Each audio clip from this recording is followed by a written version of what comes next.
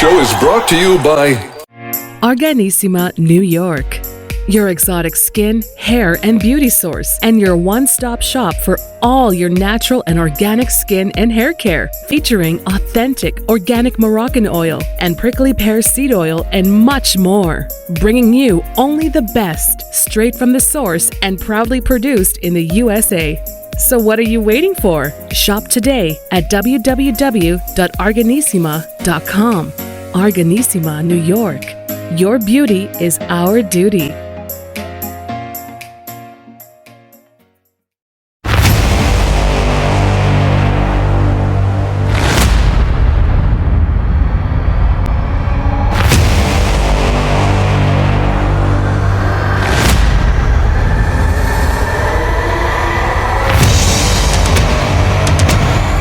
Folks, welcome back to the iHealth channel, iHealth Radio, with your host, Hurricane H, and a new day, new show, a new topic, but not a new guest. Actually, our guest today was with us a couple months back, and we've touched on a topic that is important for, the world, actually, I would say, specifically the ladies. We talked about menopause and, what is menopause and how it affects people and women specifically and the environment. But today we're going to take that to the next level. We're going to talk about, some of the things to do to manage the weight during this particular, phase, and how to really stay healthy, overall. So without any further ado, I have with me Alison Bladh. How are you, Alison? Welcome back. Oh, thank you so much, Hurricane. It's a pleasure to be back on your wonderful podcast. So thank you for having me. Oh, no, thank you. And I know we have a 6 hours difference, so we try to make this work, and we made it. So I'm glad that it happened. And really, just as I was introducing, I mean, we had a great show. We talked about menopause, and maybe you and I, we were laughing earlier about the fact that, people like, well, you're talking to a host as a guy about menopause. And, we had, a little blessed about that, because I always believe that, men are part of women's life, and women are part of men's life, and we need to be part of it. There's nothing to be ashamed of. There's nothing not to talk about. I think, we need to be as clear about it and be able to understand how the dynamics work, because we interact with women, just as much as women interact with men day to day, right? So that was one of the little fun discussions we had, and there's nothing wrong with that. I believe that's an important piece. So, men out there, hey, it's okay, we can do this. So Alison, welcome back again, and I know last time we talked about menopause and the different dynamics of menopause. If you don't mind, just briefly, we can just break that down. What is menopause in general, perimenopause, and all that, and then we'll lean into the idea of some of the conditions that come with menopause and how we can do that specifically related to weight. Yeah, sure, Hurricane. Like I say, thank you. It's lovely to be back again, talking to your listeners. So menopause. Menopause it's basically broken down into 3 stages, and it always surprises me with a lot of my clients, a lot of women, we still don't really totally understand what this is. We think we do, and when we come into perimenopause, which starts roughly around the age of 45, a lot of women don't. They just put it down to maybe their stressful lives, or they're tired, or they've got a lot going on. These symptoms just creep in there without you really thinking that you could be in perimenopause. So perimenopause is the first stage, and that, like I say, happens roughly around the age of 45, but it can happen earlier, it can happen later. And this is really where your hormones start to fluctuate. You're still ovulating, you can still become pregnant, but your hormones can be all over the place. It's a bit like a roller coaster. And that is really what can trigger off some of the symptoms, like the classic hot flashes, the weight gain, the irritability, mood swings, sleep problems. All those things tend to creep in during perimenopause. And perimenopause can last, it's very individual, but till the age, on average, 51. And that's when you actually go into what we call menopause. And menopause is when you haven't had a menstruation for a year. So when you haven't menstruated for a year, you are then actually in menopause. And that means that you're no longer going to ovulate, you're no longer fertile. And then all the time after menopause, you're actually in what we call postmenopause. And postmenopause is the phase that you will be in for the rest of your life. So your body does still produce a small amount of estrogen, but you're not ovulating anymore and you can't become pregnant. So they're really the three stages, but it is very individual on when these stages start for women.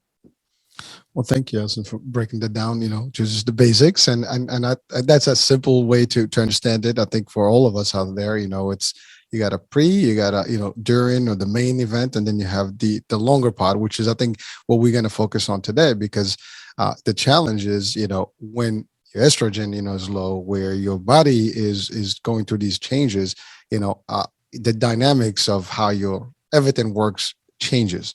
Your muscles, your fat gain, all the stuff, is a challenge. And I think weight management and weight discussions are just general. I mean, we talk about them in every aspect, right? Whether it's through fitness, wellness, health, nutrition, that's usually always a topic that comes up one way or the other. And again, menopause has a factor to do with it. It has to do with metabolism. It has to do with all these and the hormone changes in the body. So let's break that down to our audiences. How does that whole dynamic work? And then how can we potentially assist people or guide them to manage it well? Yeah, it's such a large area, really. When we talk about weight management, we talk about perimenopause and menopause and postmenopause.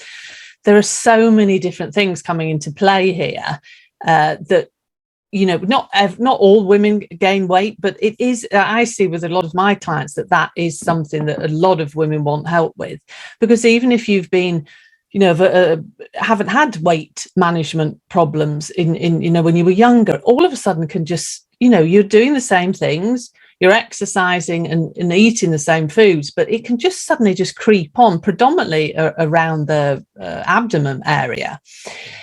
What we have to think of here is that estrogen is what we call a master hormone, and it really is or does work with our metabolism, amongst many, many other things. It promotes good insulin utilization in the body. It really makes like a homeostasis level of all metabolic functions in the body. So when estrogen levels start to decline, like they do in perimenopause and menopause, it can lead to a lot of different functions or metabolic functions slowing down. So when we look at weight loss, some of the reasons that we believe that women put weight on is the one main thing is to do with insulin resistance. So this is going back to blood sugar balance, because estrogen is a hormone that helps us utilize insulin, and insulin is a hormone that when we eat carbohydrates, like refined carbohydrates, this gives us energy, and this is what raises our blood sugar levels. But we don't, the body doesn't like that. We don't want high blood sugar levels. So it then releases insulin, which is a hormone. And insulin is like the key to the cell. So it opens up the cell and allows the energy, which is the glucose that we've got from the carbohydrates, to go into the cell so we can use that for energy. But what can happen with estrogen, or the lack of estrogen, is that we become less sensitive to insulin. So this means, that the cell doesn't open up like it should, the key's not working like it should, and your blood sugar levels remain higher. And, if this is left, then we can move on to something called insulin resistance. And then that in turn may lead to diabetes too. The reason I'm explaining this is because insulin is what we call a fat storing hormone. And if you've got high insulin levels, because you maybe eat a lot of refined processed foods, you will find it very difficult to lose weight because it stores fat. Your body doesn't burn fat when you've got high insulin levels. So that's a really key factor for everyone in general, but it comes into play even more when we're in perimenopause and menopause. But one thing that I will say about weight management is that we can't blame it all on the menopause, because it's also a natural part of the aging process that our metabolism slows down and we lose muscle mass. And muscles, we want muscles that, they're so important to our body because they use a lot of energy. They increase our metabolic rate. So really key thing is to keep your muscles. Eating protein is very important, and doing strength training. You don't have to go to the gym for 2 hours a day, but really doing exercises that will help keep that muscle mass on the body is crucial for weight management. Because if you've got more muscles on your body, you will actually naturally use more energy. Our fat mass does increase as we get older, and we can become less active. As we get older, we maybe haven't got as much energy. It's very typical with during menopause that we lose our confidence. We don't feel as good. We're maybe suffering from depression, which it doesn't really stimulate you to go out and exercise or do active things. Stress, excuse me, is a key player in weight management as well, because of the stress hormones. Again, cortisol is a stress hormone, and that is a fat storing hormone as well. So there's loads and loads of things that come into play. Hunger hormones as well. Wow. Sorry. No, it's okay. So wow, it's a lot of stuff you touch on, Alison, and a couple of things that are clear is that we have a little bit of exercise, we have a little bit of nutrition piece here, we have a little bit of non-stress that we have to kind of work on, but also there's, to your point, there's something that could be beyond this, because this is not, you can have not everybody is built equal, right? And there's genetics that could be also involved in this process. There's also your history before you get into the menopause, right? I mean, whether you were active or not active, where you, to your point, how much refined sugars you've been, intaking, before, you get to that stage or not. All these things can make a huge difference in whether you can cope better and what the outcome will be at that point, right? Am I getting that correct? Yes, absolutely, Harkin, totally correct. It's weight management. There's so many different pieces to the puzzle. There is no, it's proved in research that fad diets, real calorie reduction diets don't work. Okay, you will lose weight initially, but then once you stop that diet, then you will start eating normally again, and it most likely put all the weight back on and maybe even more. So it's all about mindset as well. It's so important that, you really think, I am actually going to choose to eat nutritious foods. Because weight management isn't something that you just do for a couple of months. It's a lifestyle. And it doesn't have to be difficult. It's just really healing the body and removing all the non-nutritious foods that we have in our food environment these days, and eating foods that, what I like to say, you want to eat foods that turn you into a fat burning machine. Whereas if you eat high carbohydrate, refined processed foods, you don't burn fat. You're going back to what I was saying about insulin, you store fat. So just being nice to yourself and realizing, if I want to manage my weight, I just have to be aware of what I'm eating and choose foods that are nutritious. That sounds easier than done, right? It is easy. I mean, it's not, from hearing it, it's possible. We can all do this. I think the problem is we have habits. We have also conditional environments that actually we're part of.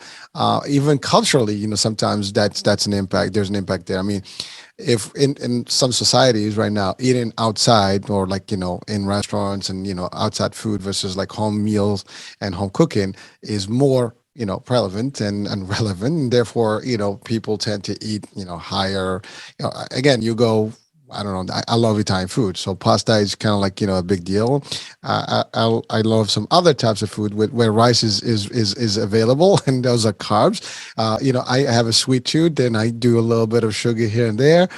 You go to a restaurant, there's always a dessert menu, and you cannot say no to it. So it adds up to it, and again, your level of activity, to your point, whether not everybody exercises at the same rate. I'm talking before menopause here, right? And even during and even post. So if you are used to doing certain things, and it's also a commitment and habit and almost like behavior that can impact how well you do. Now, that being said, even if you had bad everything in the past, there's doesn't mean I don't think it means that you can stop. You can start at any given point. But you mentioned something about diets, which that's where people usually get stuck. Oh, I'm just gonna stop everything on diet, and you said a very key point right now is that diets work, but how long can you be on a diet? It's like intermittent fasting works, because it is standard. I mean, your body is deprived from food and it just has to use whatever energy it's in the body, so it kind of burns a little bit, kind of more or less the concept. But then how long can you do this for? Is it a day? Is it two? You can do a month, 2 months, 3 months. Eventually, something is not going to be right, and then you're going to feel that you want to go back to your normal, or you're going to stop, and then to your point, you're going to gain back all that stuff. It is a problem. I mean, this debate and discussion about diets and the type of diets, do they work, and do they work by themselves? Do you have to combine them with a regimen of some sort of fitness? What kind of fitness? You said it. If we need to build muscle, you don't have to really, lift weights. You can do, resistance and training and all this stuff. So there's ways to do this, but it's all of the above. I think we have to think about a full picture, and really you have to have all these foundations together to be really maintaining. Otherwise, if you drop a couple, you're not going to get the result that you want, and therefore you're going to have problems. You mentioned something about stress. Society today, just by default, creates a very stressful, environment. I mean, we've gone through a pandemic. We have a World War III that is looming around right now with discussions that are scary.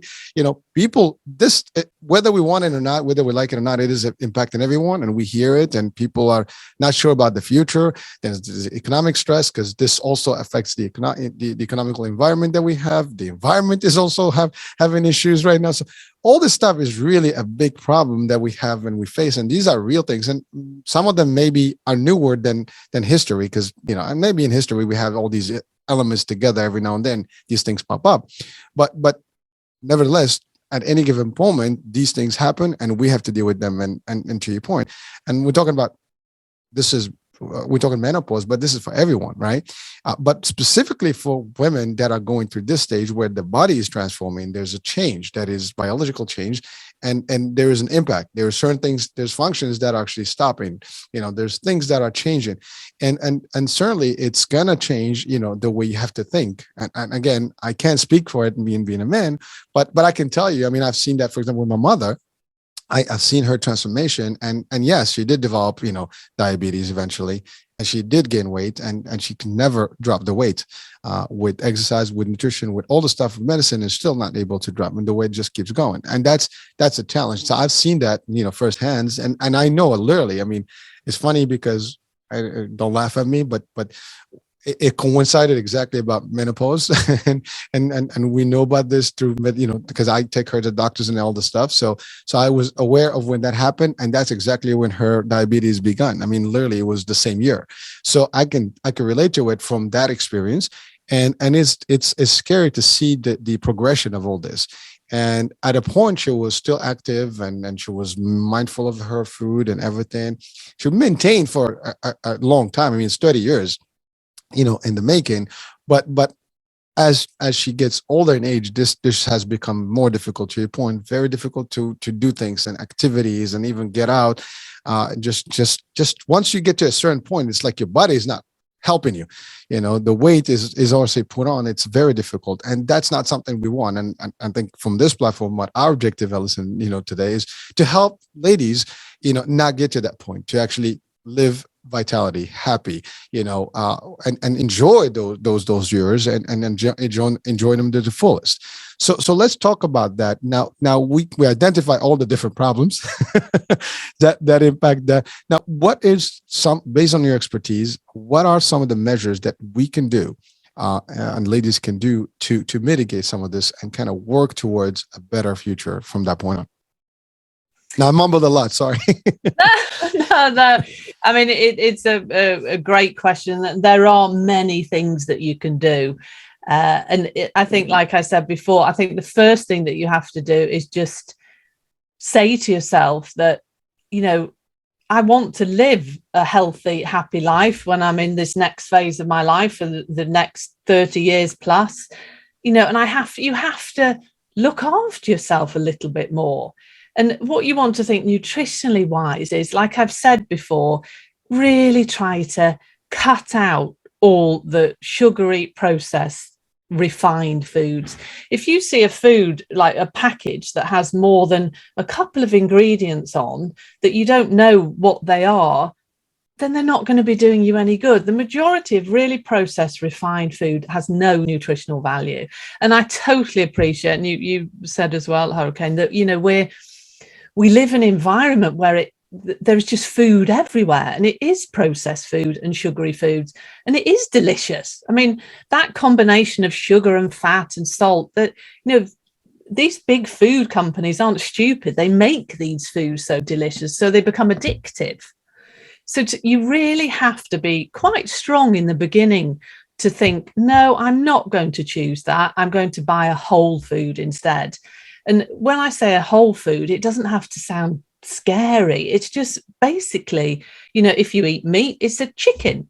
That is a whole food. When you look at a chicken, you know that that's a chicken. It's not got a list of ingredients on the back. When you look at vegetables, when you look at broccoli or cabbage or whatever you're eating, it's just one ingredient. You don't have to make it difficult. Just buying foods that you know what they are. If you don't know the ingredients on the back of a packet, don't buy it. And I also appreciate that we all have to have a life, and none of us are perfect. It's okay occasionally to treat yourself to something delicious, a sugary snack or whatever. It's all about moderation, and it's all about a varied diet. But key to controlling blood sugar levels and insulin is getting rid of all the very rich carbohydrate, refined carbohydrate foods that just shoot our insulin levels up.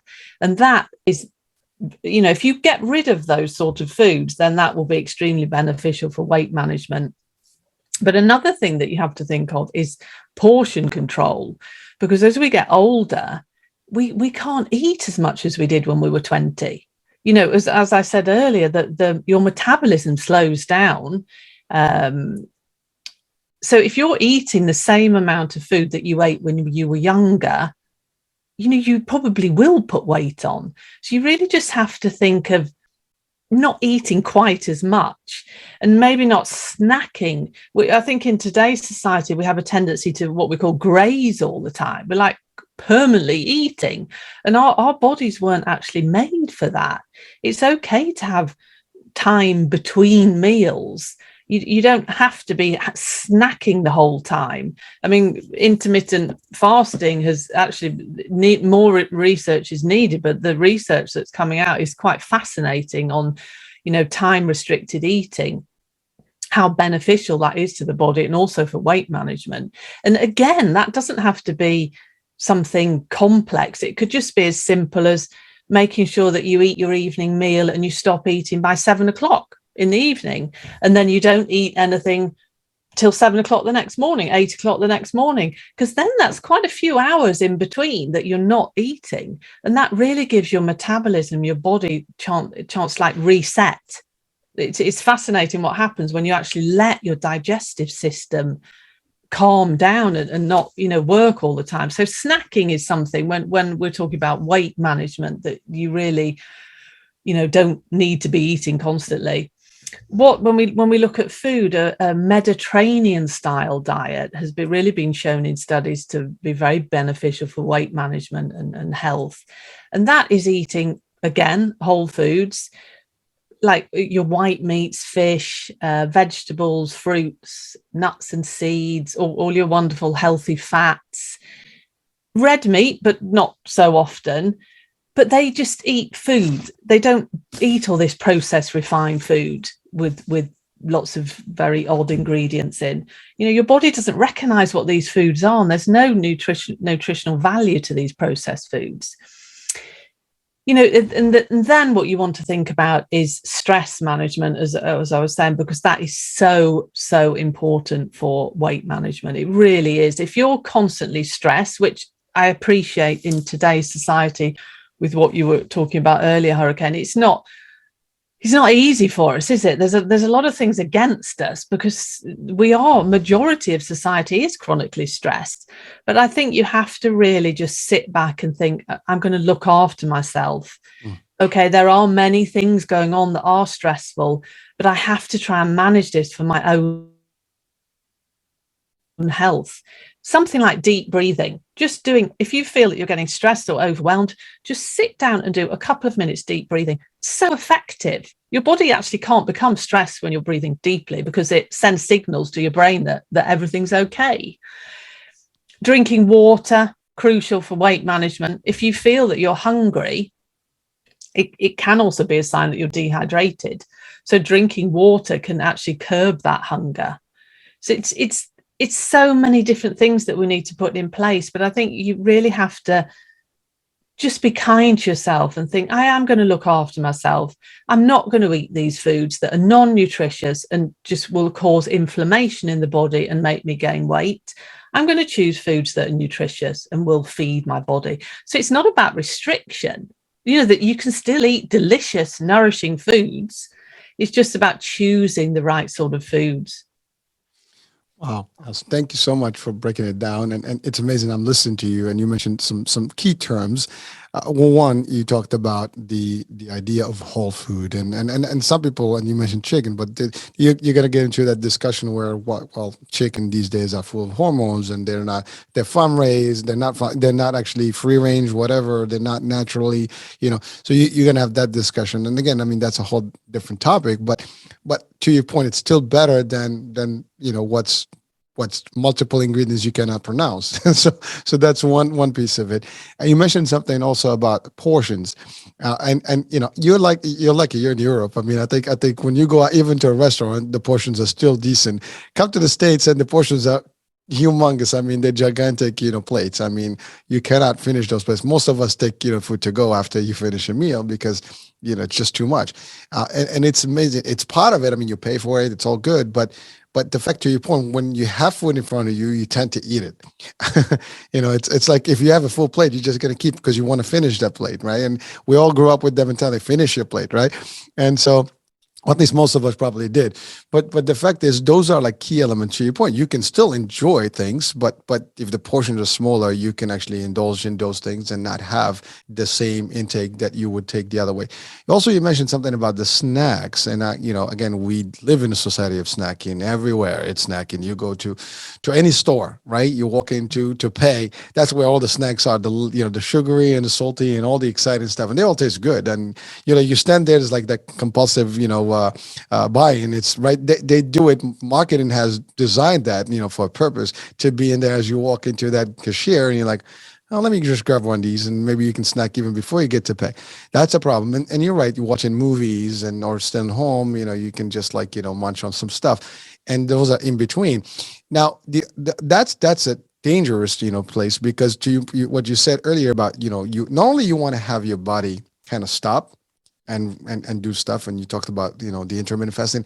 I was born in as a Muslim and, so I fasted all my life and I know exactly what fasting looks like, for 12, 13, 14 hours.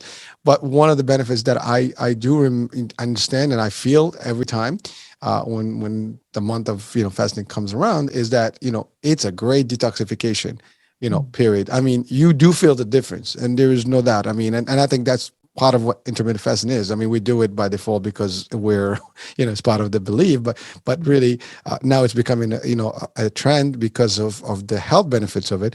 And it is interesting because it does give you your liver and all your functions the ability to kind of pause, and your body's just basically taking everything out that is not necessary. And to your point, if you do what you said, take the right ingredients in the first place, you have very little detoxification to do to start with. So your liver is functioning better, everything's functioning better. Now, again, I'm not an expert in nutrition, but just based on my guess and based on my research personally and what I do for me personally, just to keep up, and we try to do these things. You also mentioned something about the Mediterranean diet.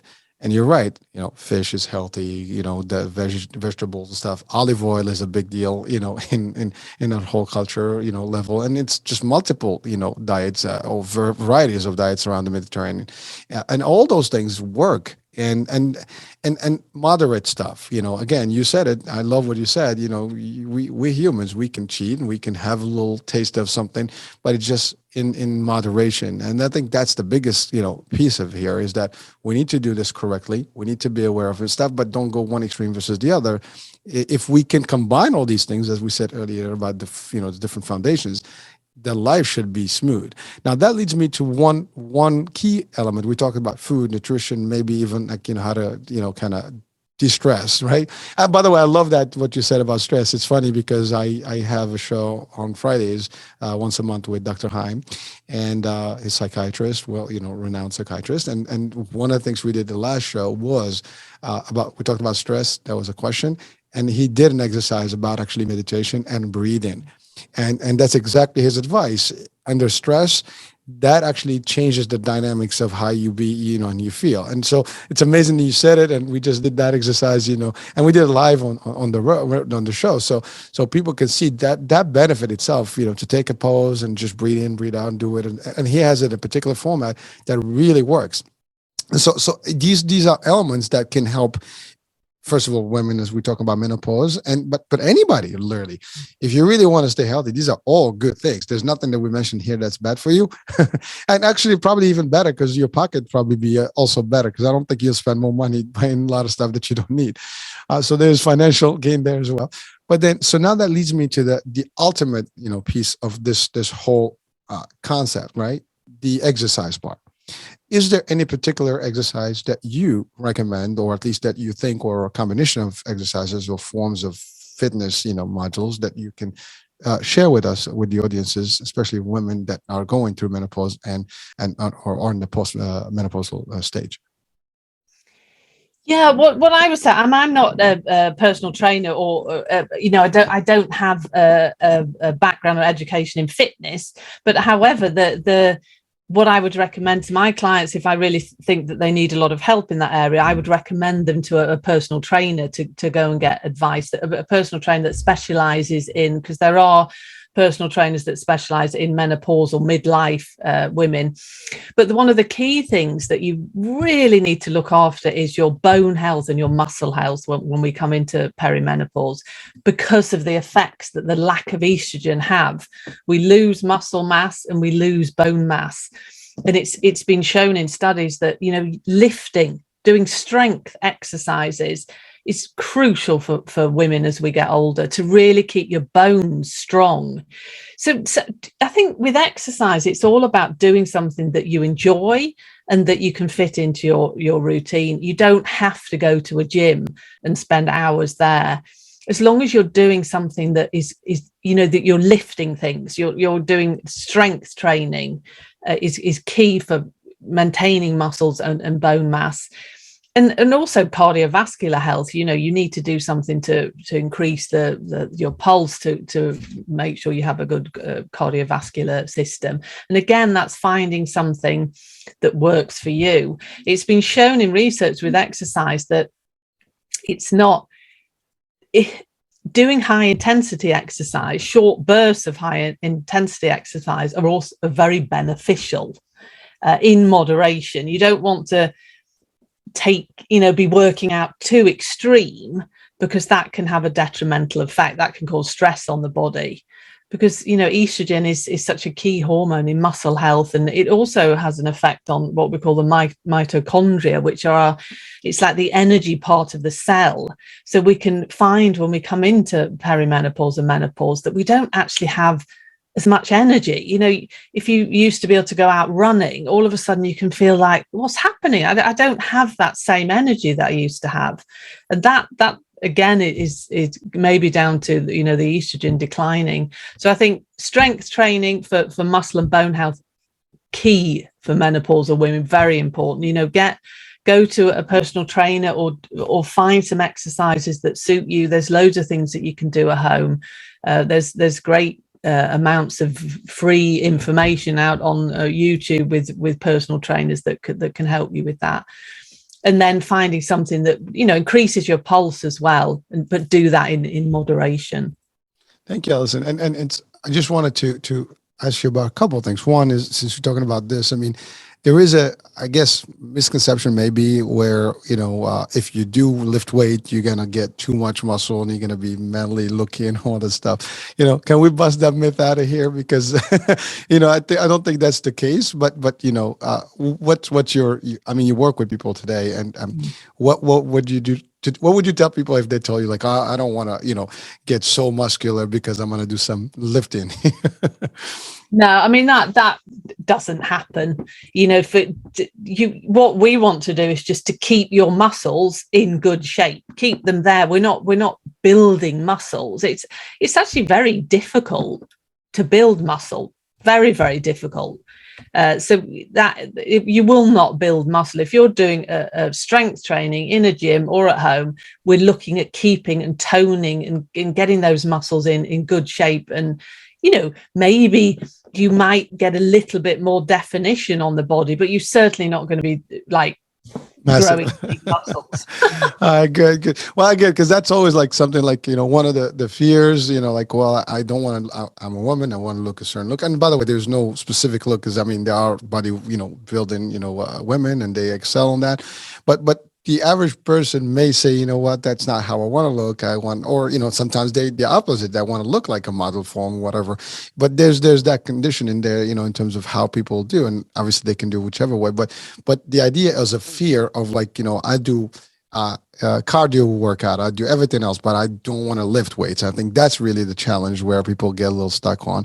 Thank you for clarifying, because to your point, this is not about becoming, you're not going to go into one of those competitions and do like, the whole body, muscle, parts. This is about just toning the muscles, keeping them nice in shape and in strength, and really robust enough to keep you. And you mentioned also bone.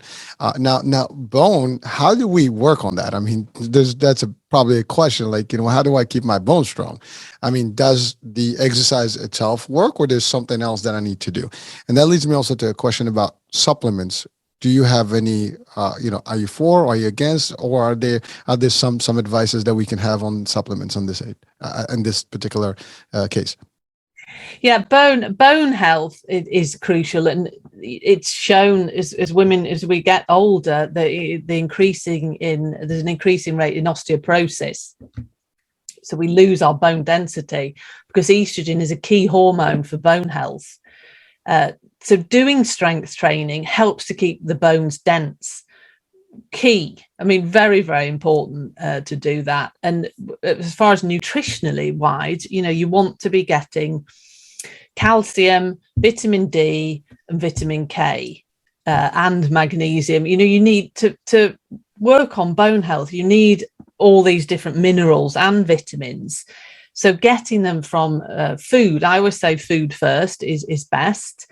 Calcium is available in many green leafy vegetables, in dairy products, in fish. If you buy like tuna and all the smaller fish, mackerel, where you can actually eat the bones, brilliant source of calcium. Vitamin D can be a bit tricky to get through food. It's not actually available in many food sources. You can find small amounts in eggs and fatty fish. It's probably about the only supplement. I don't know what it's like where you live, Hurricane, but in Europe, it's in some European countries, the government actually recommends that people take a vitamin D supplement, because also where you're living, if you're living in a more of a darker climate, like I live in Sweden, and in the winter months, it's very dark. You can't produce the vitamin D that you need, because you can also produce it from sunlight. So vitamin D, crucial for many things, but bone health is one of them. And then vitamin K, they kind of all work together in synergy to keep your bones in really good shape. So just taking calcium supplements on its own is not something that I would recommend, because it doesn't really help to increase bone density, and it can be detrimental. So that's something that has been shown in research, that calcium supplements, aren't always recommended to people because of what the effects that they can have on the body. You have to, if you think of your body's like a very fine-tuned machine, and you really have to get all these vitamins and minerals in place in the right balance for them to have the effect that they need.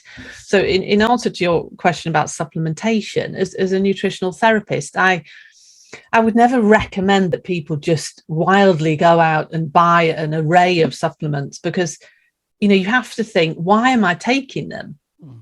What you don't know, if you're just taking supplements because you read or you saw on the television that this is good for this, but I mean, you don't know that you're deficient. So what I do with my clients is that we would always get all that testing done if I felt that maybe that was needed.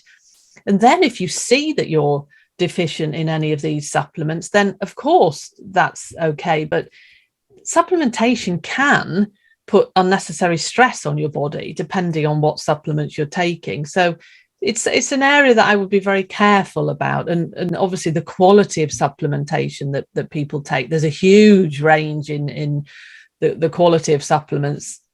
Some of the supplements you can buy, that if they say that they contain this amount of this ingredients, and when they're actually looked at, they don't really contain any of it. So it's a huge market, supplementation. There's a lot of money involved in it. So you really have to be careful what you buy, and buy, if you're going to take supplementation for whatever reason, and buy a very good quality one. Thank you for sharing. I mean, that's a lot of powerful stuff that you just shared there, because again, the reason I'm asking is that just to clarify for people, because sometimes people do get confused about this, and you're right, people will take stuff just because it's there and they just keep taking it, but they may not be deficient. Maybe they overdose on those things and can have some adverse reactions. And I love what you said about, recommending to go to a doctor first before anything else, to ensure that, you have some testing to see what areas you need to work on. I mean, in physicals, for example, typically they look at vitamin D and B12, and those are, good ones that usually are being looked at. I mean, obviously, if you want to do a more thorough count of all your vitamins and stuff, there's definitely more stuff that can be done. But I appreciate the way you do it. I mean, it's not like, this is not a blanket, everybody's, going to be the same. Everybody is separate and individual, and you have to deal with them uniquely and make sure that it's really tailored to their needs. Thank you so much for that. So we've talked about nutrition, we've talked about the little bit of exercise, and we talked about the health. And you mentioned, by the way, I'm sorry, you mentioned something about the vitamin D specifically, and you're right. I mean, obviously, if you're in an area where there's more sun, you have more access. If not, definitely you want to compensate. And I think here in the States, even though we have a lot of sun, I think even here there's a known fact that there is a deficiency in vitamin D across. So I don't think this is just in Europe. I think probably in some areas more than others, but certainly this is something that is standard across all different areas around the world, and at least the northern hemisphere, I think, is all the same. So well, thank you. So now we talked about all this. Is there anything in our lifestyle that could also change the outcomes here and help women during the menopause and the postmenopause stage? Yeah, lifestyle stress we've spoken about, that's key. Sleep, you can really find as you go into perimenopause and menopause that your sleep can be affected, because if you suffer from hot flashes, you can have what we call night sweats, where you wake up in the night and you're sweating, and this can really interrupt your sleep patterns. And sleep is so, as we know, how beneficial sleep is for us. It's so beneficial for health. So if you find that you're waking up during perimenopause and menopause, you really need to think, okay, I'm going to get some support. I'm going to really get something done about this, because it kind of has a knock-on effect if you're not sleeping. It's like a vicious circle, because if you're not sleeping, it affects our hunger hormones. There's two hunger hormones, one called ghrelin and one called leptin. Leptin is our satiety hormone, and that's what tells our body when we've eaten that, okay, I'm satisfied now, you can stop eating. Whereas ghrelin is the hunger hormone. That's kind of what makes your stomach growl and tells you to eat. And lack of sleep, and also the combination of lack of sleep and the decline in estrogen, can affect these hunger hormones, and they can start being unbalanced. So you can be very hungry and you're not getting the satiety hormone telling you to stop eating. So you can find that your appetite can increase a lot if you're not sleeping. You can be irritable, you can be moody, and you also crave carbohydrates. You really do crave sugary things the day after if you haven't slept. So sleep is certainly something that you really need to think about. And also, I think, on talking about lifestyle, really being kind to yourself and taking small steps, realizing that you can't do everything at once. Think, okay, I'm just going to, for example, for the next 2 or 3 weeks, I'm going to drink water every day, because the majority of us don't drink enough water. I think what I see with my clients is that you have to make small habit changes. Otherwise, if you try and overhaul everything in one go, it's not going to work, because we'll do it for a bit and then we lose motivation and then we go back to our old habits. So really just doing small little things to put in place that that you can sustain and do. Otherwise, it's a disappointment, isn't it? That you try something and then you're going back to your old habits. So that, I mean, it's difficult. It is difficult to change habits. We all think that, but you really, a good tip for habit changing is to tag, if you're trying to do a new habit, to tag it onto a habit that you already do. So to clear that, to make that clear, for example, if we say brushing our teeth, that is something that we automatically do. And we would never miss doing it, would we? That is a proper ingrained habit. So say, for example, you wanted to start doing some press ups. Your goal is you're going to do 10 press ups every day.